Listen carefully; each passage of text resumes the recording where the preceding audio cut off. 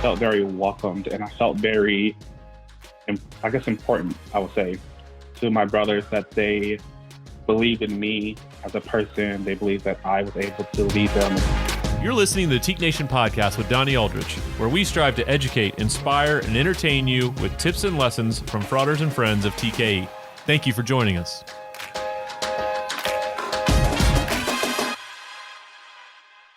Welcome in to this episode of the TKE Nation Podcast. We have, as you can see, an array of guests here for this episode, and it is a very special, a very unique, and a very timely episode of the TKE Nation Podcast. June is Pride Month, and as part of that celebration, as part of what is happening in our country right now, of folks listening and engaging in a deeper fashion than they might have previously, thrilled to welcome in 4 members of the LGBTQ community, part of our TKE family, and that starts with Pastor and Pretense Frater Mark Romig, member of the Grand Council member at large, Frater Erich Ploog, TJ Morgan, a member of our TKE professional staff, and Keyeon Pitts, a recent graduate, someone who's been a student leader and been engaged with our fraternity, and thrilled to have the 4 of you here. Thank you for joining us on this episode of the TKE Nation Podcast. Thank you, Frater. Thank you, Donnie. Thank you. Thank you, Donnie. And the phenomenal part about this episode, and even talking to this man before we started, is this is an episode for me to really be a student, be a listener, as many of you will be during this episode. So as much as I can do, gentlemen, to spur conversation and get out of the way and take notes, I want to do that. And I want to begin with you, Frater Romig, someone who has been a tremendous friend of the fraternity, a tremendous servant of the fraternity, and a mentor, a friend of mine. As we begin this conversation, what has your experience been like in the fraternity, and even us having this conversation, what it means to you in being a member of the fraternity and all the experiences that you've had? What does this moment mean to you, and what do you want to accomplish even in this little bit of time with these tremendous guests that we have? Thank you, Frater, and good to see all you Fraters. And this is very unique and timely, and I deeply appreciate my fraternity standing up tall and doing something that I think truly has meaning, not only in today's day, but for future TKEs, generations to come. I figured y'all got the old man here talking first because I've been around for several decades in Tau Kappa Epsilon. My experience really began in TKE back in the 70s. I was initiated at the Theta Mu chapter of the University of New Orleans in 1974. I pledged that fall semester of 1974, and I really didn't know my identity at that time. I had a sense of who I was, but I just got to tell you, it was a different time back then, and you just didn't talk about yourself, particularly if you were raised the way I was raised, and with certain responsibilities and expectations. To go outside of that was just not done, and so there was probably there was never a closet big enough that I could have gotten myself into, because I truly was, as I developed as a young man and became to understand who I was. It really wasn't until I was in my mid-20s, and it just took some time for me to do that. So I spent my entire undergraduate years, I'll just say, playing the game, being, going to the dances and the parties. I was pretense of the chapter. I led by my example of just, focused on the fraternity and the chapter, and making sure that my fellow members were receiving the best experience that they could. But all the time realizing that something was different, but I just couldn't put my finger on it. So it wasn't really until I understood who I was that I realized that that was important to me, so that I could have a full life. And I still kept it very close and guarded, even to my family. I was so frightened about what this might mean to their reaction to me and to my job and to so many things. And so for a couple of decades, I just kind of led a double life, so to speak. And even when I joined the Grand Council back in 1991, kept this very close to myself, and only through meeting some other like-minded individuals in the fraternity, and you started to understand that, you know, it was bigger than myself. Other people were going through the same situation. And you got to remember, this was in the period of HIV was just being tried to be understood about what was going on there. And so there was a lot of frightened people. And it really wasn't until, I'll give you the date. It was an RLC in 2011 that I was invited to speak to the RLC in Atlanta by Frater John Deckard. Asked me to come because he and I had opened myself up to him, and he knew where I was coming from, and he thought that the message was going to be important at that time, particularly about bullying within the chapter experience by people who just didn't fit into a certain, you know, look or a lifestyle. And so I used that opportunity to tell my own story. And what I wanted to relate is that all this time I was afraid to open up to my fellow Fraters, let alone my own family. When I would go through that process, it was always one of these conversations like, yeah, so what? I love you anyway. You know, I love you for who you are and what you do and how you treat me as an individual. And so what's the next conversation? What do you want to talk about now? And so it made me realize early on that this is who God created. I am, you know, I was given this deck of cards to play, and I needed to play them to the best that I could. And it wasn't until I understood that I needed to accept myself fully, would I be able to give myself fully to everyone. So it took me a long way to get to where I got, and I'm still learning about myself, obviously, but it was enlightening to know that for the most part, people accepted me and they didn't care. I thought they cared about, you know, labeling me one way or the other, but I just, you know, try to live my life now in this fullness. The hardest thing that I experienced was some of my peers in the fraternity, who I had deep respect for, to this very day have, you know, they shut down this conversation. It's not something that they would ever accept, and I just had to live with that and move on. But I just really believe that all of us here on this call are going to be important to ensure that no one has to go through those kinds of experiences, that they're accepted for who they are, their personal worth and character, and not by some way that you were made and created, because we're all God's creatures and we all are in the image of God. And I think if we can understand that, I think things would be so much better. Well, thank you for starting and doing as you always do, and that's setting the tone, setting the example, and being vulnerable. I will never forget that day 9 years ago, a little more than 9 years ago now, at that RLC in Atlanta. And I remember the weight of the world it felt on your shoulders before you went up to speak, even at that moment, knowing what you were going to say and what you were going to share. But I also recall that weight being lifted off your shoulders once you shared that, and the immense applause you received and the love and the compassion that you felt from the fraternity. Keyeon, I want to turn to you, obviously being a member not just of the LGBTQ community, but also a man of color and someone who's been a leader in this organization and been engaged at many different levels. Your perspective, your experience, obviously you've yet to have the decades of experience Frater Romig has, but the experience you've had in Tau Kappa Epsilon at this point. With my experience, it was quite different. So I actually have been openly gay since elementary school, which was definitely something different for me and different for my community that I grew up in.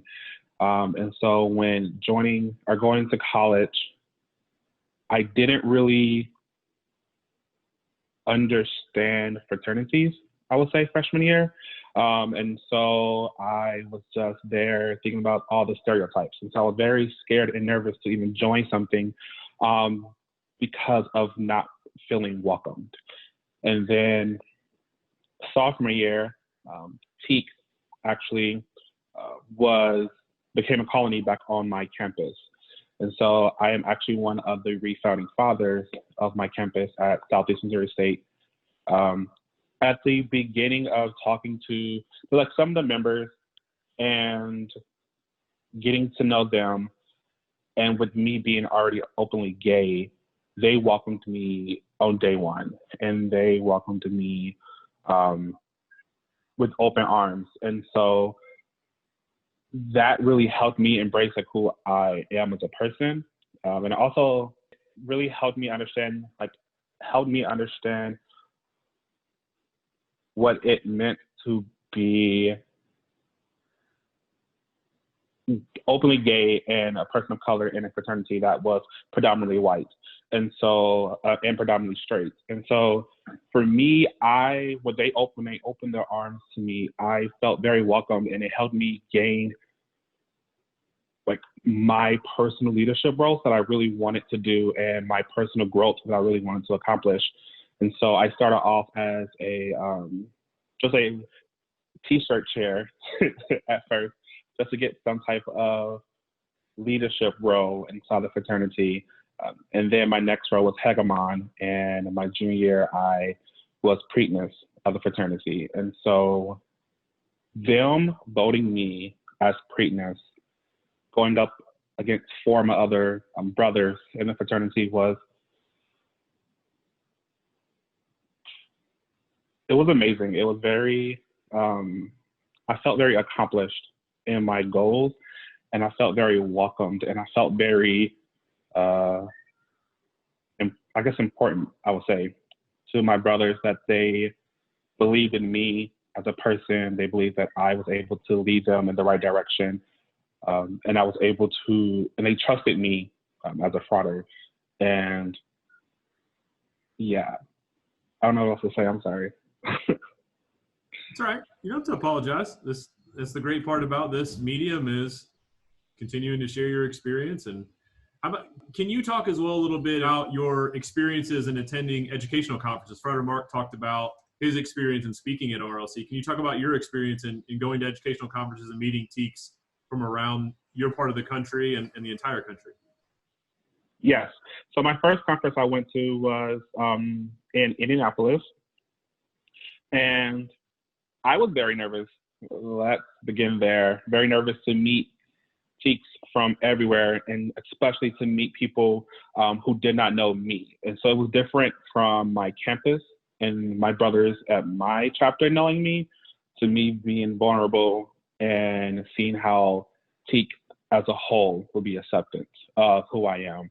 And the first day at RLC, I had a blast. I was able to meet so many people that did not look like me, did not act like me, was different, just different altogether, but we all was there for the same purpose.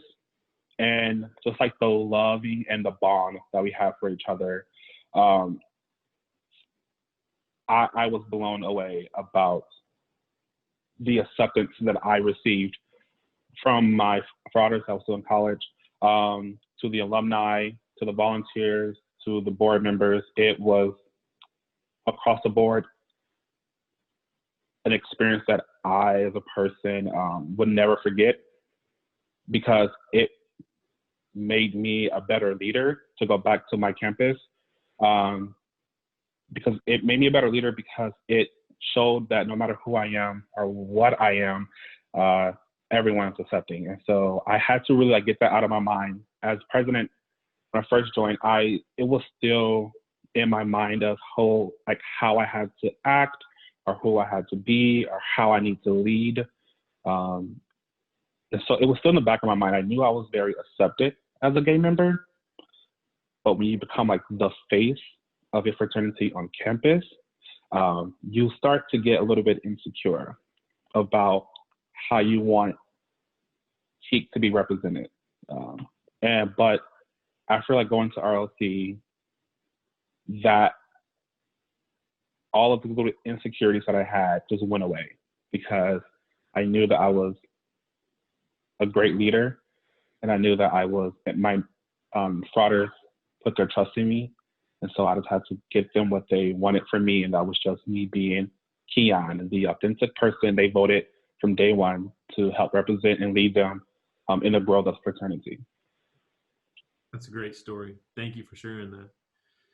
Erich, as a member of the Grain Council, someone who really after graduation moved into extreme professional success and has come back and become re-engaged with the organization. And for the last year now, you've been part of this leadership team family, and Mark knows that from experience, what being in that room is like, and many critical decisions have had to be made over the past year. Just completed the new 5-year strategic plan, as well as even decisions that were made in the last few days in terms of announcements and the support of different groups of people within our organization, and making sure that we're prideful in putting that out front on our website and social media platforms. Can you talk about your experience in even the last year, but even more so through your collegiate years and your experience as an alumni member? Yeah, absolutely, Donnie. Thank you. So I just wanted to start off by saying I spent some time today looking through the TKE Facebook page, and there's a number of ongoing conversations that are happening around diversity and equality and those sort of topics. And I have to say, there was one about, Pride Month, and I was just so proud to be a TKE today because the level of conversation, the number of chapters, the number of people that commented, just saying, yeah, this is no big deal. Why are we, it's great we're talking about this, but yeah, we've been doing this for, at our chapter forever, and we've been open and accepting. And I just thought to myself, wow, this is really exciting and something that I'm really proud to be a part of. My story is much closer to Frater Mark's in that I did not come out while I was in college. That was something that happened in my 20s later on. And so my TKE experience was very much about, it's a bit of a stereotype, but kind of being that overachiever of, not wanting anyone to see any cracks in any part of your life. And so as a result, I was super involved in the chapter, super involved on campus, and just working really hard on, being a success, not only for myself and the chapter, but, for my family as well. I grew up in a small town of like 400 people in Iowa, so I didn't really have the most open-minded upbringing. And so, getting to the University of Houston and I was already experiencing a lot of growth and changes just in my environment, in my, going away to college. And I just wasn't really ready at that point to kind of, accept myself and everything about that. So it did take me some time. Donnie, I love when you talk about the size of your TKE neighborhood. And by the time I took a break from TKE, about the same time that I came out, I had developed a pretty big TKE neighborhood. I had taken advantage of a lot of the leadership training that was available, whether it's RLCs. I went to Leadership Academy. I facilitated at 3 different leadership academies. And so I had made TKE friends from all over the place. And when it came to that point in my life, I guess one of the things that I really regret is that I didn't give people as much of a chance as I should have.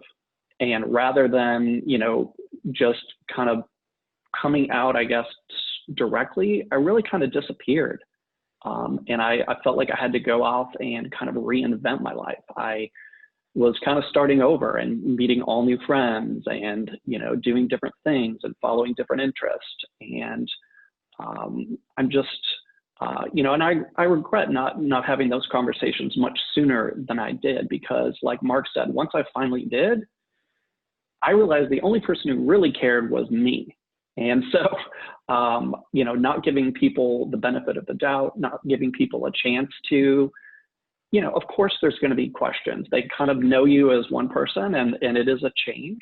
And so there will be those awkward conversations, and there will be the questions about when did you know, or, what was that like? Or, why didn't you tell me sooner? Or I feel bad that you didn't feel like you could talk to me. There's all those sort of conversations. And, and when they finally did happen, I was just so pleased and thankful that they went the way that they did. There were some really special, really good and close Fraters and friends that I've made over the years. And, one of them being our venerable Grand Primus, Dr. Hickey. And he's been instrumental in just pulling me back into the fraternity at every opportunity, and just keeping me abreast of what's going on, and just kind of giving me that confidence to step back into any sort of leadership role. And also just accepting my partner, and just really treating me like an extension of his family. And I've always been so grateful for that.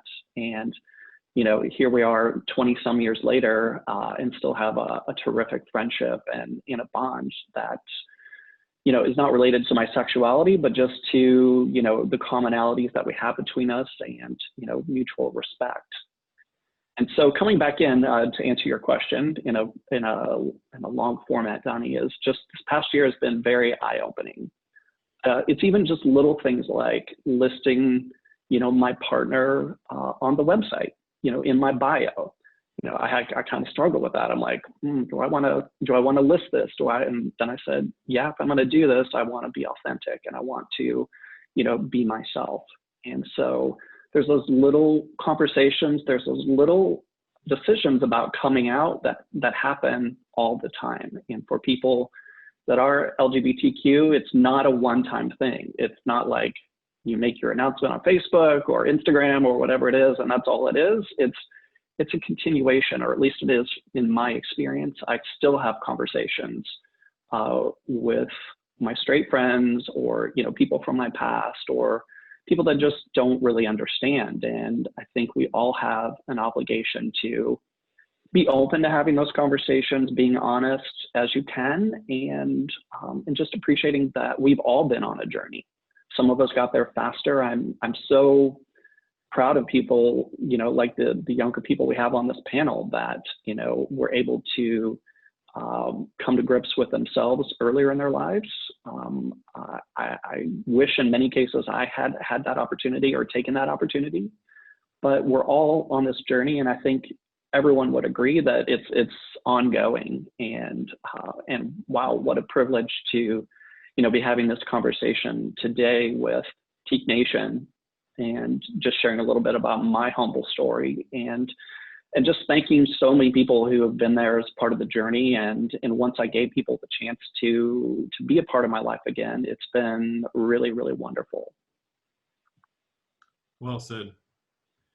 And our last guest is TJ Morgan. He is the editor of the TKE Nation podcast, along with Garrett Thomas. They play a great job in cutting up and making all the pieces that we put into this broadcast extremely successful. As I tell people, he makes me look far superior than I am, far more intelligent than I am. But with that, TJ, you have the yoke around your neck of working with me daily and being part of the professional staff, where we are constantly asking for more, constantly looking to deliver value. What's your experience been like as a collegiate member and as a member? Now you've been on this team for a year, part of our professional staff family. Can you talk about those two experiences and what they have meant to you? Yeah, for sure. It definitely is different being on this side of the podcast for once. And adding on the responsibilities, I'm glad to check this off the list. But, kind of like Erich said, in a whole, my journey with being gay has been, it is a constant coming out process. It definitely has to, for me, it started with coming out to yourself, which I would consider the hardest part of it all, is having that real and honest conversation with you and deciding, this is me. And this is, like Mark said, these are the cards that I've been dealt. And sometimes it's hard to swallow that and take your own hand. But I grew up in Oklahoma, from central Oklahoma. And I grew up there my entire life before I went to college, about 3 hours away. And that was my first experience kind of getting to branch out from my home. So my home chapter is Sigma Lambda at NSU. But I didn't come out to myself until the very end of high school. And so here I was a senior, and knowing that I was about to go to college and kind of feeling that relief at the end of the tunnel, knowing that, okay, I'm about to catch a breath of fresh air to where I can be in a new environment and figure out how I can construct myself there and not be confined to the things that I felt in my current life was like holding me back, or just just in that sense, just wanting to stay the same. And so I didn't think that I was going to join a fraternity going to college at all. I definitely had those stereotypes in my head, like, oh, fraternities are for like masculine, like rich bros and drinking. And there's no way I'm going to play into that at all. And then as soon as I got to NSU, I remember my first week, my entire dorm floor, they were all about fraternities. And it seemed like with that at NSU, to be somebody, you needed to be a part of Greek life. And I did know that I wanted to be somebody when I went to college, because I was like, if I'm going to jump on this new create a identity train, like I'll just dive in, which is what I think I've come to be known for, is taking as big of a bite as possible and picking up the pieces as I go. And so whenever I landed on TKE, what really got me was the love, charity, and esteem. I remember looking at all the letters whenever I was thinking about joining a Greek organization, being like, I have no idea what those mean. Like that one, TKE, that doesn't even have any of the cool letters. It's just like regular English letters. What is that? And so, but then they spilled to me what TKE's meaning was, love, charity, and esteem, and what their goal was. And I was instantly hooked. And then came the thoughts of like, okay, so now that I'm interested in this macho man fraternity, am I going to reveal the fact that I'm gay? Am I actually, now that I knew that I was going to reveal and create a new personality, did I want being gay to be a part of that construction, or did I want to hold that off to see what opportunities I could find and maybe not leave behind going forward with that, which was, I remember, was a really heavy deal. So luckily, of course, I got accepted and bid into TKE, and I remember with my pledge class, that was one of the first conversations that we had. We all sat down and were like, hey guys, and I'm face to face with all these other people from Oklahoma, and I would say the people that I was always worried about and didn't fit in. And we had like the athletic people, we had very country looking people. I'm like, if anyone here is going to be against me being gay, it's like, it's this lot. There's no way, And I remember my pledge class, we actually had quite a few gay members, and that was, in a bad way, it was kind of consoling, because I was like, okay, at least I can blend in. There's a few other members that are like more gay than me, so maybe if anyone's going to get picked on, it's going to be them. But we sat down that first night as a pledge class, and we had the conversation like, hey guys, we're going to be completely honest. If we want to be a group, we have to build this together. And it started off, if I remember right, I think that we started talking openly about sexuality.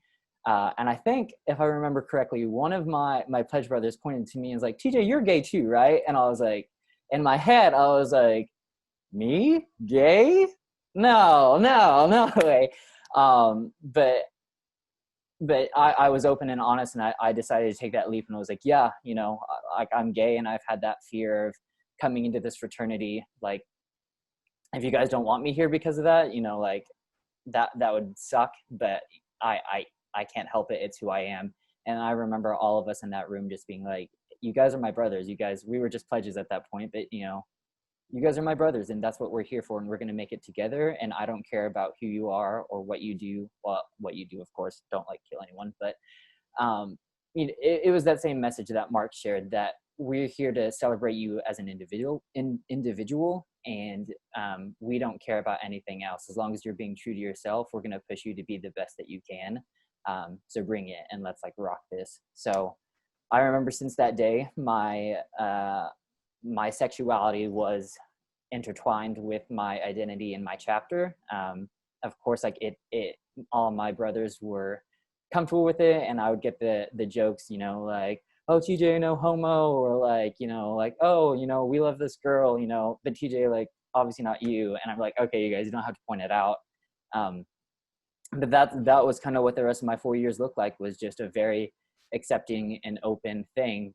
And then my first step into the larger fraternity was TKE Leadership Academy in 2017. And I had the same fears over and over again. I was like, okay, all my cards were dealt perfectly. I got a chapter that loved and accepted me, but how do I feel about stepping into the fraternity knowing like I could still be battling those same mindsets of people pushing me away for who I am? And again, I was surprised. And Leadership Academy, it was an amazing group of gentlemen, and I got so close to them. And then beyond that, like I said, now that I've graduated, I had the same fears joining staff. I was like, gosh, dang it. Like another coming out that's about to happen. And then I think that was even scarier because like your collegiate experience, I thought to myself, that's college, I can make it what I want. But as a career, I felt a little more subject to the power that can come with people higher up and people not accepting me for who I am. You hear about it all the time that if you're not accepted for who you are in your career, it can have some very negative effects. So I was worried into that, but luckily you, Donnie, and my team, Garrett and Alex, everyone on staff has welcomed me with open arms for who I am.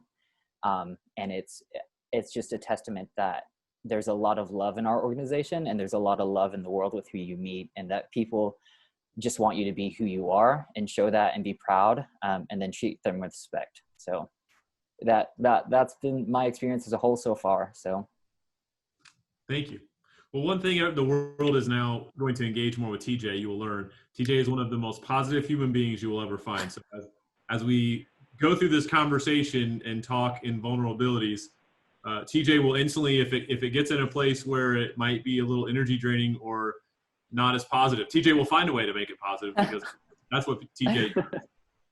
Mark, I wanted to come back to you, and I think this is a place to make a sharp turn, a sharp shift, and make this conversation even more impactful. And someone like me, one of the first questions I will think about in talking to someone like you and members that we have here, what are some of the largest misconceptions that you think either the public or members of the fraternity have of those in the LGBTQ community? We are brothers, we're sisters, we are parents, we are uncles, we are aunts, we're regular people. We pay taxes. Most of us pay taxes. We perhaps worship at our church. We have good days, we have bad days. We're just created by our Creator to live this life the fullest we can. And I think the message, I think, and I'm hearing my Fraters speak to this, it's about authenticity. You're not going to be a true teak all the way through and through if you cannot be authentic. You've got to start there. I had a slow coming out, so to speak. And I look back on the time that we all matured in our own different ways, but even the times in my 20s and 30s when I was still literally in the closet and trying to live a double life and trying to prove myself valuable to people who I thought needed to see me in that role or that role, all the times that I cheated myself because I was not authentic to myself.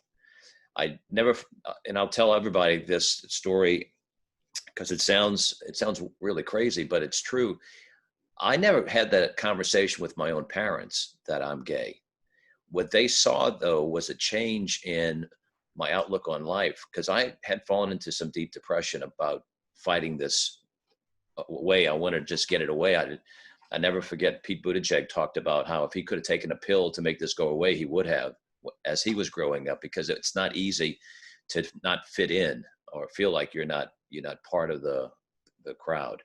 So it was only when I came to that full realization of my authenticity did my family notice this complete change in my outlook and my spirit of living. And then I've had a partner now for 31 years. David and I have been together, and he's actually my spouse, and he has made my life so fulfilled. And my parents, my mom now sees him as her favorite son-in-law, though she's not going to tell the other son-in-laws that she says that. But it's just who I am and who I can be now, because I can be authentic. I can be who I was meant to be and how I was created.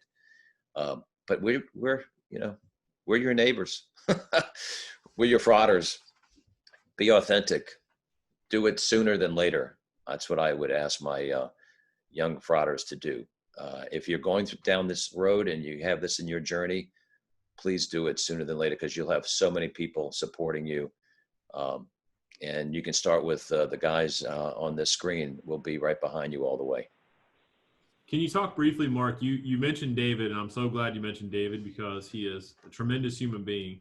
He is a TKE as well, and obviously you played a role in him becoming a TKE. Can you talk about how that happened and how he got into a position where he was comfortable being a TKE? Yeah, well, he wants to celebrate my life as I celebrate his life, and he saw how magical and special and all the joy that I got out of being a member of the fraternity.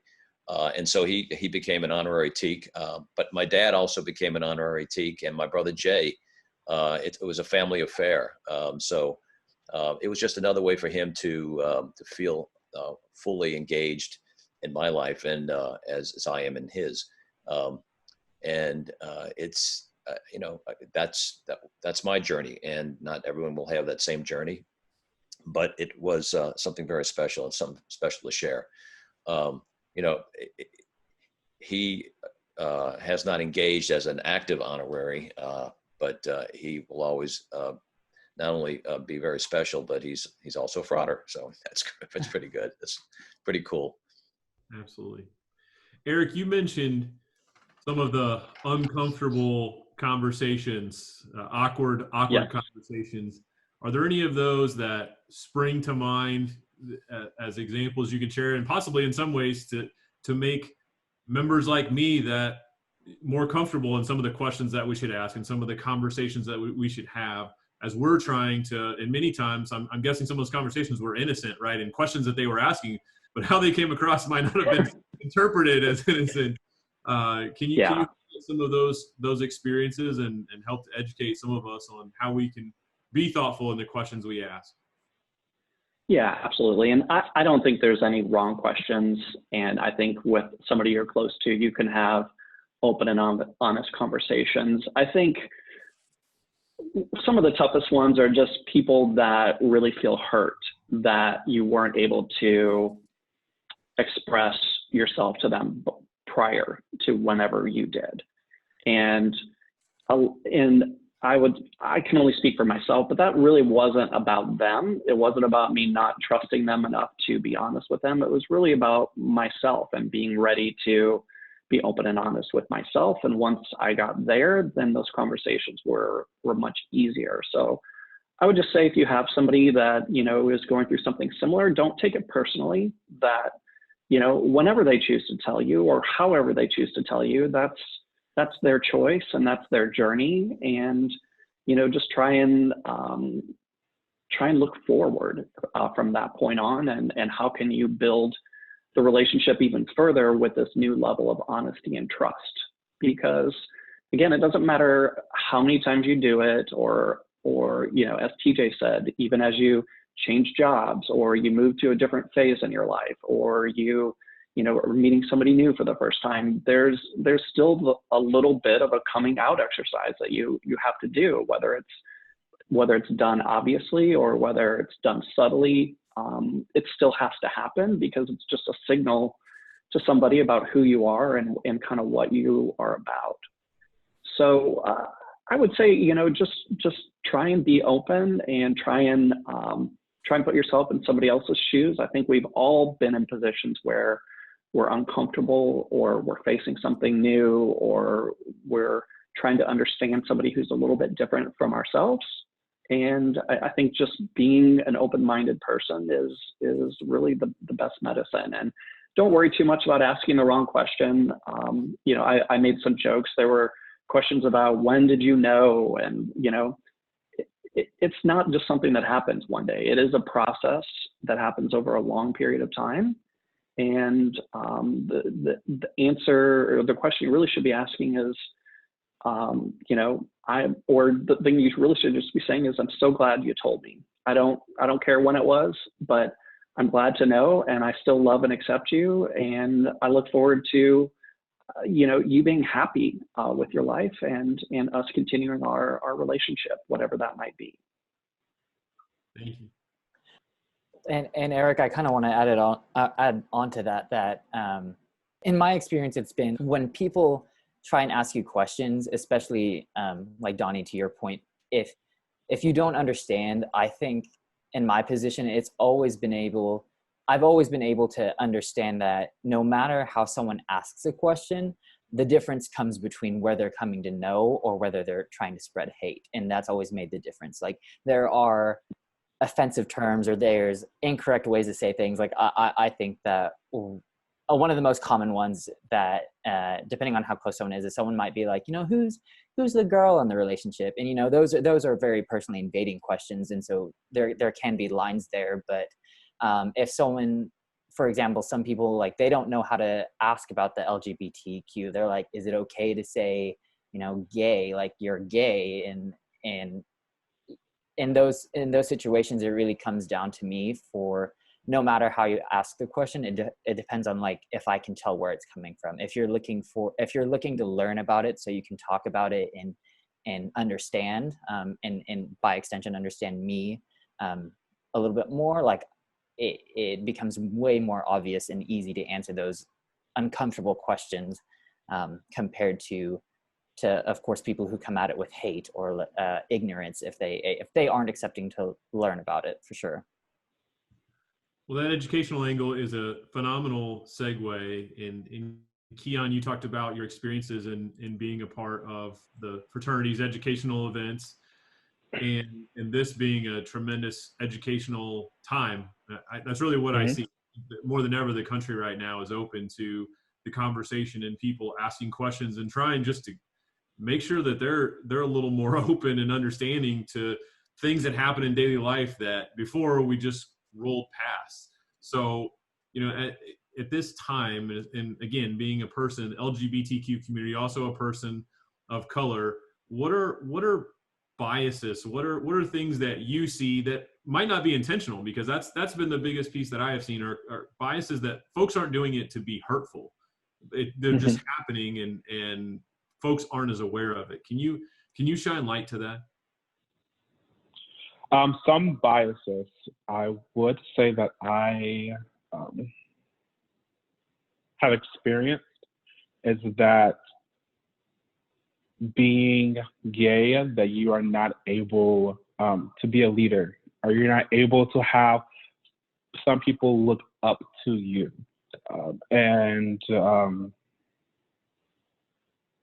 One big thing is of people being scared to ask the questions and people being scared to try to understand.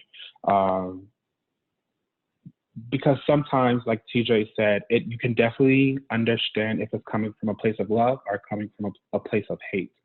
And so, like, overcoming the obstacle of being politically correct to someone, to me, is something that I have to teach my fathers to stop doing to me. Like, don't try to sit here and save my feelings from hurt. I want you to treat me just like, and ask me the same questions you will ask someone else. And I want to sit here and educate you. I want to sit here and talk to you about what it means to be a person of color right now. And I want to sit here and talk to you what it means to be a person of the LGBTQ community in a fraternity. Like, I am here and open to educate you at the same way I want you to educate me of how you feel and how you feel in the world right now. But just definitely having that open mic conversation that some chapters or some people are not willing to do because they are scared to have it, and they are scared to see like what they may come across as. And as long as you're coming from love, there's nothing really to be scared of. It's just, we really all, as a TKE Nation, need to just sit here and really get that conversation going. And the only way to start a conversation is to have those awkward questions answered. And until we actually start having those questions answered, there's no progress that's going to happen with us. And so for me, I'm just so happy that I was able on my chapter talk to my Fraters and tell them how the right way to come across and the right way to ask those questions, and just to be open-minded. Donnie, I got to tell you, we have come so far in this fraternity. I remember back in the 90s when there was a concern that some chapters were discriminating against people that may present themselves HIV positive. And the fraternity then, and it took some time, but we came out with a policy statement about being open and accepting and supportive of Fraters that may be going through that disease at that time. But that took a lot. It took a lot of people, but the Grand Council at the time said, yes, it's the right thing to do. But I just want to underscore the importance of this moment now that you and the Grand Council, your great staff, have really taken this step in a most positive way. And I think if there's a message out there that we have to get out, is that we want to be a support mechanism for our Fraters to be authentic. And I know I've used that phrase several times now, but you cannot be who you're going to be if you can't be all you're going to be. And you've got to know that the TKE fraternity is here to be that fraternity that it was created back in 1899 to be a fraternity for all men. And I just had to get that off my chest to tell you how proud I am of what y'all are doing. Well, I'm grateful for that. I will say I'm blessed that I get to work for a tremendous group of people, and obviously Eric's a part of that. And then I get to work with a tremendous group of people in our staff family. And Keyeon, you talked about love and asking questions from a place of love, and TJ as well. In your answer, one of the things that has occurred in the last few days is putting up on the website #LoveIsLove, and TJ, you were a big part of creating that project, the design of the house plate.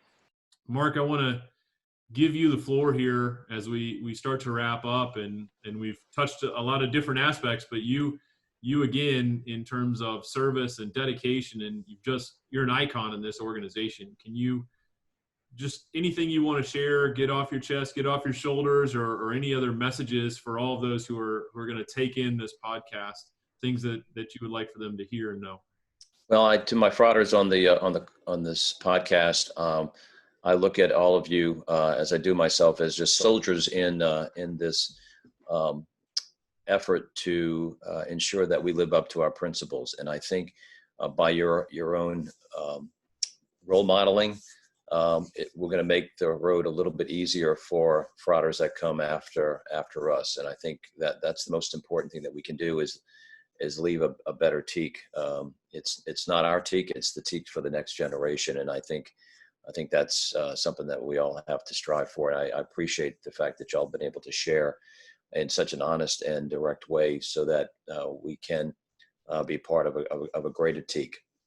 I think the thing is always reach out and find that person that you can talk this through. I'm speaking to Fraters who are watching this that might be going through the same experiences that all of us went through at some time in our life. And Keyeon's place, it was much earlier than me.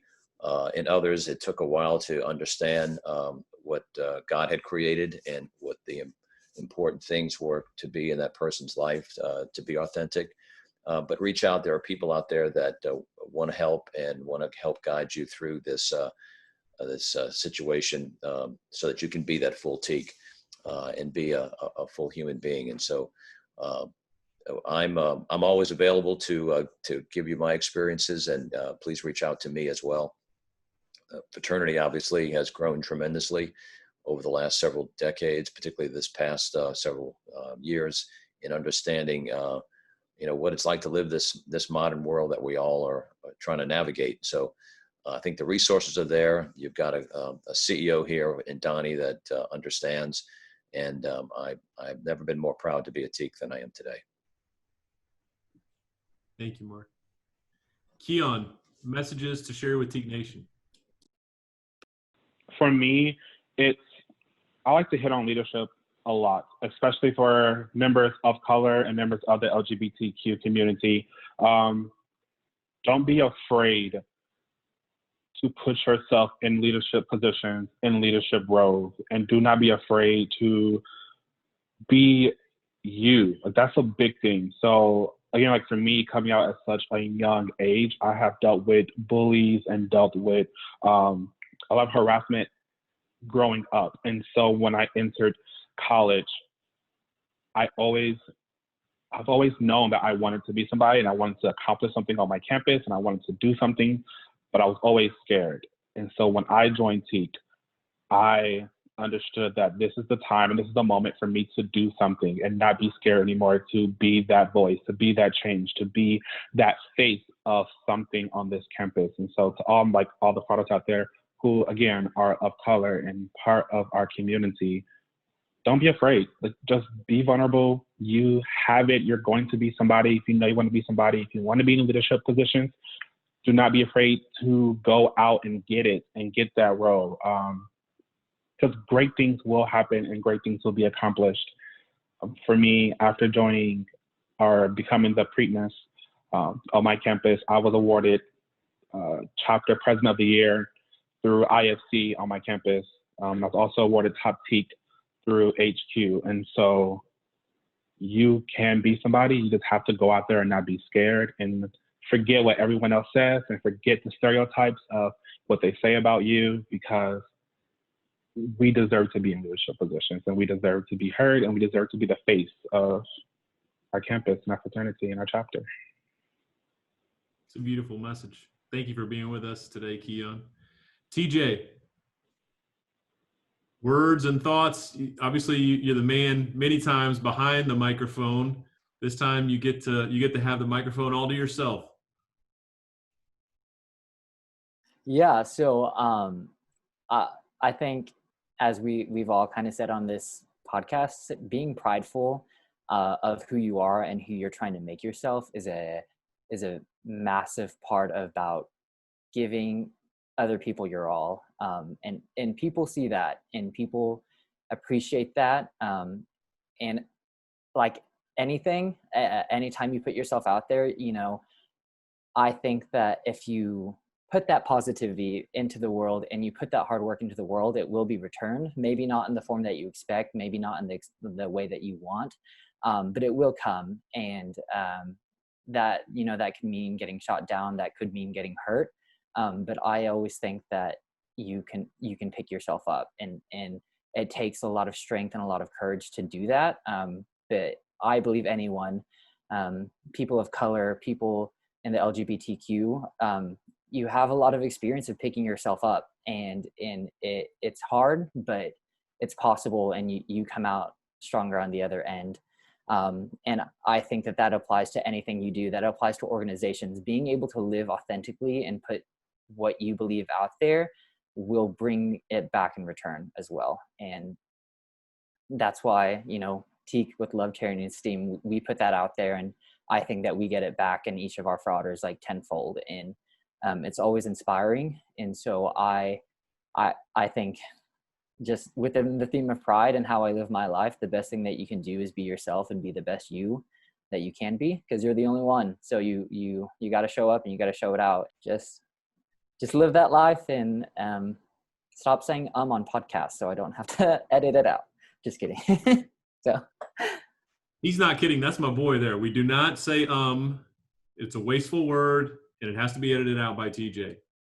Great message. You can see now why I enjoy being around this man every single day with his infectious energy and attitude. Erich, you're part of the Grand Council. Just voted 11-0, right? Unanimous vote to move in this direction with the first 4 steps in areas that we're going to be making improvements. We're going to be continuing to be educational and learning and moving this organization into its future phases, right? Just essentially living everything we took a bond to uphold. What are messages you have for the organization? And for some, this may be their first chance to really hear from you and engage with you if they didn't attend some of the conclaves, but sharing your perspective as we close out this episode of the TKE Nation Podcast? Yeah, I have a couple things. One, just be aware that on the Grand Council, there is a voice and there is strong desire to listen to the concerns of our members, understand what our members are going through, and to take TKE in, towards the future. We have a tremendous staff, Donnie's great leadership, and please know the Grand Council is equally committed to all these issues that we're going to be discussing. I think it's going to become more of a part of our programming. And one of the things that TKE does best is our education. And I think the more conversations we can have like this, the more we can build this as a part of the curriculum that we share with our members. I think it just prepares young men and older men like myself to be better TKEs. And I did not want to close this podcast out without celebrating a very large victory in the LGBTQ community that happened this morning. If you haven't heard already, there was 3 Supreme Court cases that were settled today. And prior to today, in most of the United States, you could still be fired based on your sexual orientation. And as of today, the court case came down that that is now illegal in all 50 states and provides some protection to those of us that are, out of the workplace. So it's an amazing victory. I love when these Supreme Court these cases come down during June, as gay marriage did a few years ago. Today is one of those very, very special days in LGBTQ history, and to be able to celebrate on this podcast is pretty remarkable. So thank you, Donnie. Well, thank you, Erich. It's obviously a great day for this community. It's a great day for our entire country and for the world. It's a phenomenal thing to be able to celebrate. And it is, I do find the timing, they always find a way to make this happen in June. Pretty thoughtful at the Supreme Court level. Yes, I do. Well, I want to again thank all of our guests for being here today. And I will tell you, one of my favorite memories that shows what this organization is. A couple of years ago at Conclave, we have a tradition. If you've not attended Conclave, we have a tradition where during the grand inaugural, we introduce all of the past Grand Prix Nine, and typically they come out with their spouse and they do a quick wave, and I try to play my best Ryan Seacrest MC during that time, and in that, folks get various rounds of applauses depending if you knew them or maybe you were a collegiate during their time or maybe you just know them. And so those volumes rise and fall with different PGPs. But a couple of years ago, Mark brought David, and they processed across the stage together, and it was the loudest reception that I have ever heard for any PGP or even a Grand Prix walking across a stage, and it was one of the most heartwarming, positive pieces I've ever seen in this organization. So it just shows where we can go and who we are and what we are. And so I want to thank you all for being vulnerable and having this conversation, educating me, educating our organization, and I can't wait to see what the future steps are ahead and how much larger of an impact that we can play in making sure that all of you know how critical you are in this TKE family. So thank you all for joining us on this version of the TKE Nation podcast, and hope you join us on future episodes. Thank you, Donnie. See you, Fraters. Thank you, Donnie.